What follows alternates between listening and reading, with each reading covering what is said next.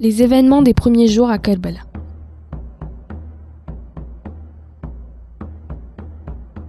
Lorsque la caravane installait les tentes à Karbala, Imam Hussein alayhi salam comprit la difficulté de sa mission et les terribles malheurs qui allaient s'abattre devinrent plus clairs. Quand Ibn Ziyad, le gouverneur de Yazid à Koufa, apprit que Hur avait emmené l'imam Hussein alayhi salam et ses compagnons à Karbala, il envoya Omar ibn Saad, le commandant en chef, avec une armée de 4000 troupes avec lui pour les encercler. Le prophète Mohammed, que la paix soit sur lui, avait dit à propos d'Omar ibn Saad: « Il sera avec ceux qui dévorent le monde avec leur langue, exactement comme la vache qui lèche le sol. » Omar ibn Saad, connu pour sa lâcheté et sa peur, sa cupidité pour le règne et son manque de foi. Tous les historiens confirment qu'il y avait au moins 30 000 hommes de Yazid qui s'étaient rassemblés pour combattre Imam Hussein alayhi salam, et d'autres affirment qu'ils étaient à peu près 80 000 hommes. Cette grande armée était résolue à massacrer Imam Hussein alayhi salam et ses compagnons uniquement pour avoir la récompense que Yazid leur avait promise.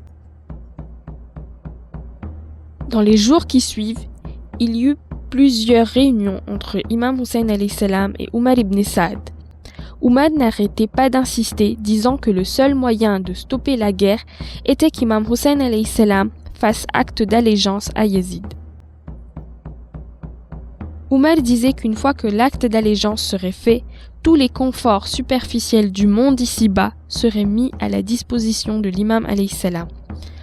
Cependant, l'imam alayhi salam resta ferme sur sa position et répondit: « Je ne céderai jamais devant celui qui ne croit pas en Allah subhanahu wa ta'ala et le défie, ni par mes mots, ni par mes actions.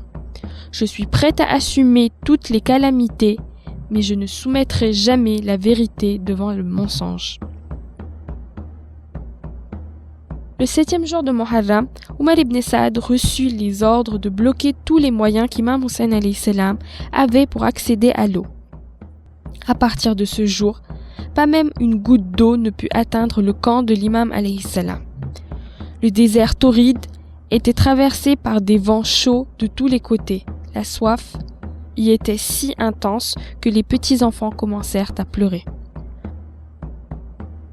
Le brave groupe d'Imam Hussein alayhi salam supporta ces tortures avec patience en regardant l'immense armée qu'ils allaient combattre se préparer pour la guerre.